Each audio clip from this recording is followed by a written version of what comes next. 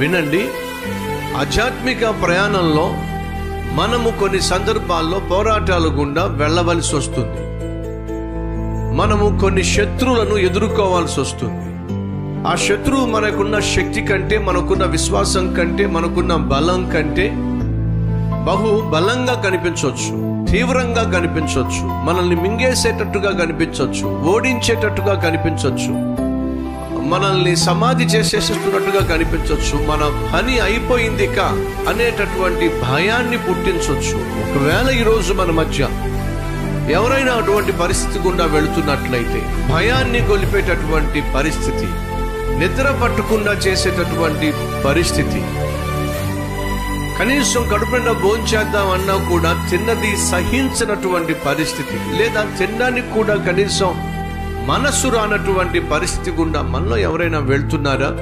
అయితే దేవుడు నీకు ఒక మాట చెప్తున్నాడు. ఇదేమిటంటే, మొదటిగా భయపడవద్దు. మనకున్న పెద్ద సమస్య ఏమిటయ్యా అంటే భయపడ్డాం. ఇది వాస్తవమా కాదా? నేను ఆశించినటువంటి ర్యాంక్ రాదేమో, మార్కులు రావేమో, విజయం సాధించలేనేమో, ఫస్ట్ క్లాస్ రాదేమో, ఫ్రీ సీట్ రాదేమో అనేటటువంటి భయంతో ఉన్నవారు ఎవరైనా ఉన్నారా? మన దేవుడు ఎంత ప్రేమ గలవాడో తెలుసా? బైబిల్లో భయపడకుడి అనేటటువంటి అభయంతో కూడిన మాట ఎన్నిసార్లు లిఖింప చేశాడో తెలుసా మీకు? 10 కాదు, 20 కాదు, 50 కాదు, 100 కాదు, 200 కాదు, 300 కాదు, ఎగ్జాక్ట్గా 366 సార్లు బైబిల్లో భయపడకుడి అనేటటువంటి మాట ఉంది. సాధారణంగా సంవత్సరానికి 365 రోజులు. దేవుడు నిన్ను ఎంతగా తలుచుకుంటున్నాడయ్యా అంటే, 4 సంవత్సరాలకు ఒకసారి లీఫ్ ఇయర్ వస్తుంది. అప్పుడు 366 దినాలు ఉంటాయి.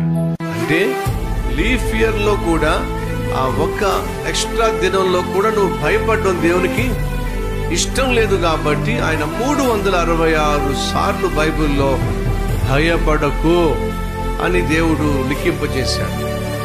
ఉదయం లేచిన వెంటనే ఏదైనా నిన్ను భయపెడుతున్నట్లయితే దేవుడు నీ చెవిలో చెప్తున్న సత్యాన్ని మర్చిపోవద్దు. ఏమిటి?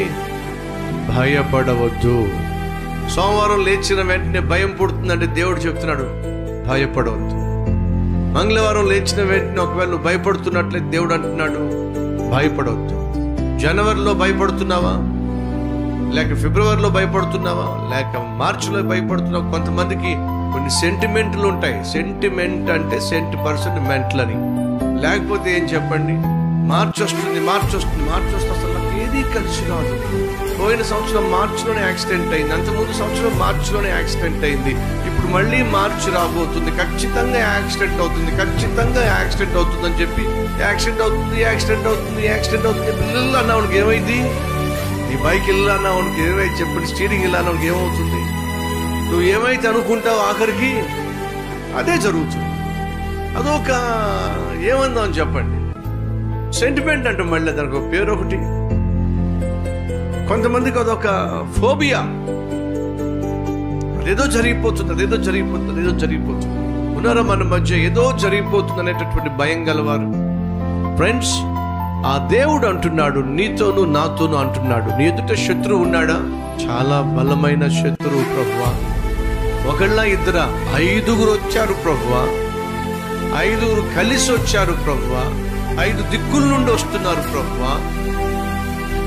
నేను ఎదుర్కోవడం సాధ్యం కాదు ప్రభువా, నా శక్తి చాలదు ప్రభువా అని ఒకవేళ నువ్వు భయపడుతూ ఉండొచ్చు. ఆ 5 శత్రువులు 5 రూపాల్లో రావచ్చు. ఒక శత్రువు ఏమో అనారోగ్యం రూపంలో రావచ్చు, ఒక శత్రువు ఏమో ఆర్థిక సమస్య రూపంలో రావచ్చు, ఒక శత్రువు ఏమో కుటుంబ సమస్య గుండా రావచ్చు, ఒక శత్రువు ఏమో ఉద్యోగంలో సమస్య గుండా రావచ్చు, మరొక శత్రువు ఏమో వ్యాపారంలో సమస్య గుండా రావచ్చు.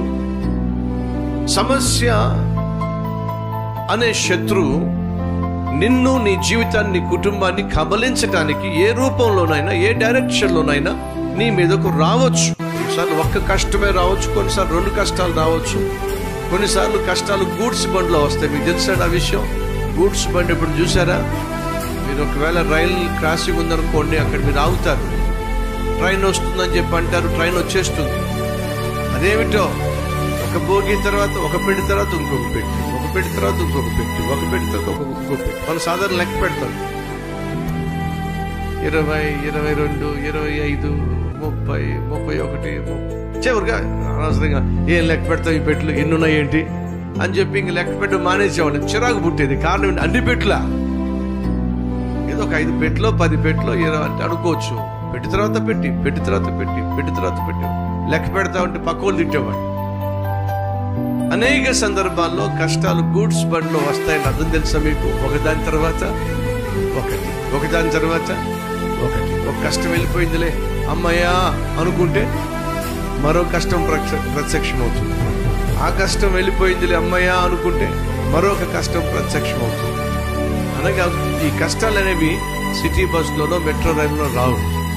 అలా వచ్చి అలా వెళ్ళిపోవడానికి గూడ్స్ బండ్లోనే వస్తాయట. ఒకదాని తర్వాత ఒకటి, ఒకదాని తర్వాత ఒకటి వస్తాయట.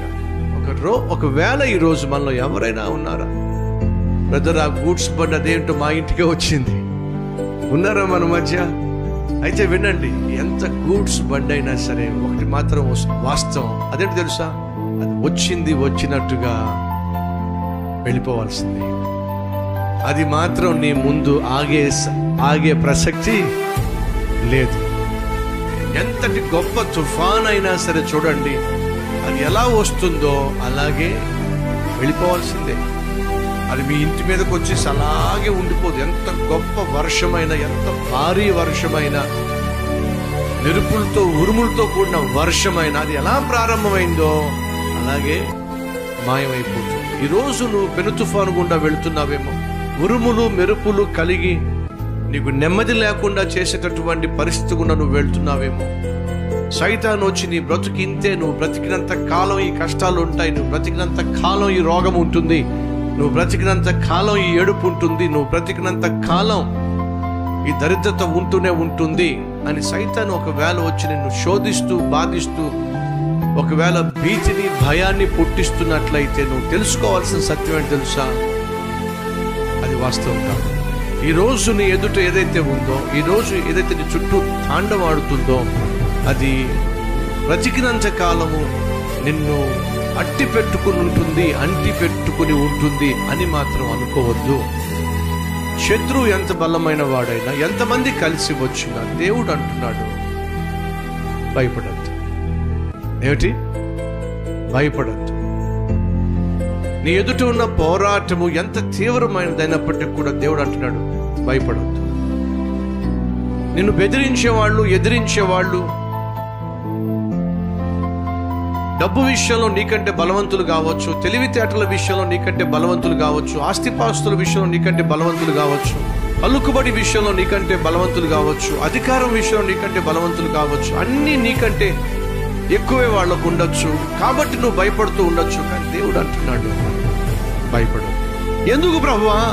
వాళ్ళందరికంటే శక్తి కలిగిన వాడిని నేను నీకు తోడుగా ఉన్నాను. ఒకవేళ ఈరోజు నువ్వు ఏ భయం గుండా వెళుతున్నా దేవుడు నీకు ఒక వాగ్దానం చేస్తున్నాడు. ఏడో తెలుసా? భయపడవద్దు.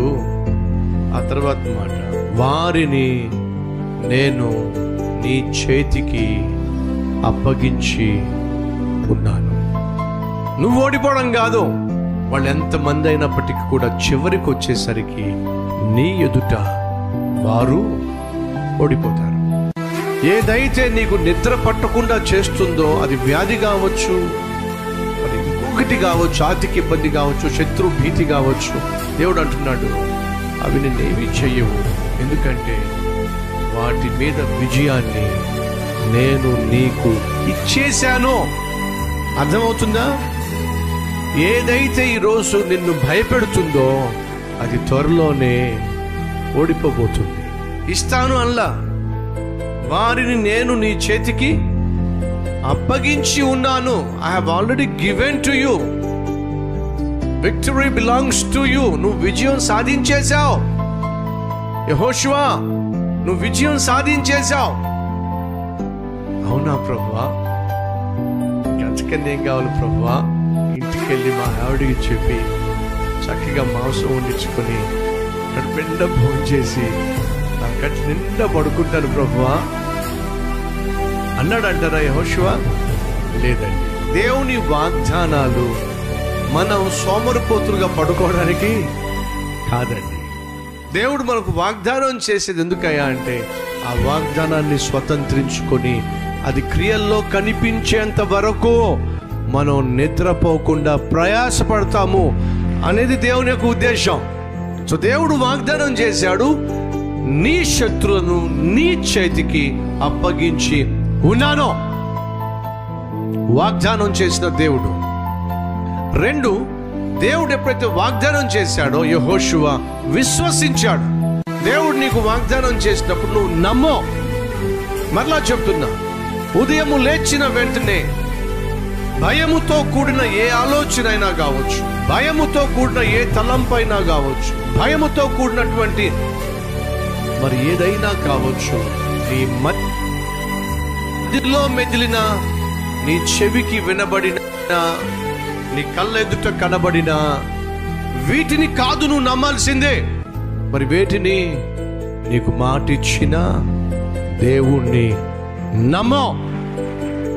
భయపడొద్దు అని చెప్పింది ఎవరు?